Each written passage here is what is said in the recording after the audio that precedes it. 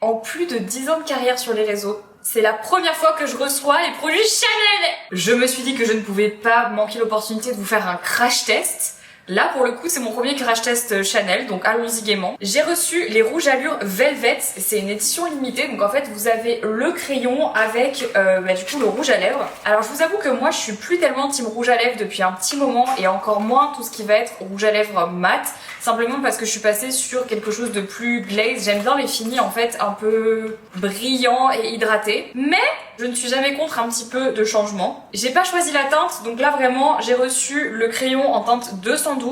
C'est le beige rosé. C'est clairement une couleur que j'aime, voilà. Alors vous avez un petit embout avec un pinceau et un embout du coup crayon. Donc je suppose qu'en fait les deux s'utilisent ensemble. On a deux teintes de rouge à lèvres, vraiment je découvre tout avec vous. On a vraiment les rouges à lèvres iconiques, ils sont super beaux. Donc on a cette première teinte qui est la See You at 5, donc la 487. Et ensuite on a cette teinte là qui est la 478, la teinte rencontre. Je pense que c'est celle-là que je vais tester aujourd'hui parce que c'est plus le genre de couleur que j'apprécie. La couleur ressemble déjà beaucoup à la couleur de mes lèvres naturelles. Il est assez crémeux, c'est assez agréable. Tu sens qu'il accroche quand même bien. La texture est assez agréable et je le trouve assez facile à mettre. Pour le crayon, déjà, je suis assez satisfaite. J'aime bien la couleur et j'aime bien la texture. Maintenant, il faudra voir dans le temps comment ça tient, mais déjà rien que là, je le trouve assez cool à mettre. Je vais utiliser l'embout pinceau et ce que j'aime vraiment bien, c'est que en fait, c'est directement intégré au crayon. Perso, quand j'ai mon combo lèvres, j'ai mon crayon, un pinceau plus mon rouge à lèvres dans mon sac. C'est pas très pratique parce que le pinceau du coup à chaque fois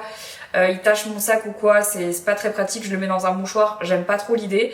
Là j'aime bien le fait que le pinceau soit intégré au crayon et surtout que il se ferme, ça je trouve ça très très cool. Typiquement c'est le genre de truc que j'aime bien. C'est vrai que le rendu est velours, je dirais même qu'il est un peu poudré. L'avantage de ce genre de texture, c'est que je trouve quand même que dans le temps, sur la journée, ça dure plus longtemps. Je trouve que ça tient toujours mieux qu'un truc là, je vais directement y aller comme ça pour voir.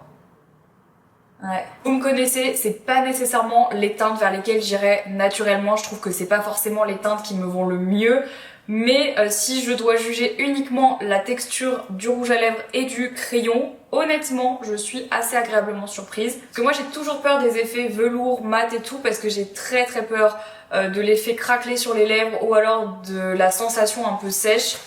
Là, honnêtement, je trouve que la sensation reste assez agréable sur les lèvres quand bien même on est sur quelque chose d'assez mat. Je viens de swatcher la deuxième couleur que j'ai reçue, que je ne vais pas du tout essayer parce qu'en fait là maintenant que je l'ai swatché, c'est un coquelicot et alors là vraiment au teint si je mets ça c'est une catastrophe, ça me va pas du tout. En revanche, vraiment énorme coup de cœur pour le crayon. Dites-moi ce que vous pensez de la couleur, moi ça me fait super bizarre parce que c'est pas du tout le genre de couleur que je mets d'habitude. Par contre la sensation est très agréable, donc globalement je suis très contente de mon premier crash test Chanel.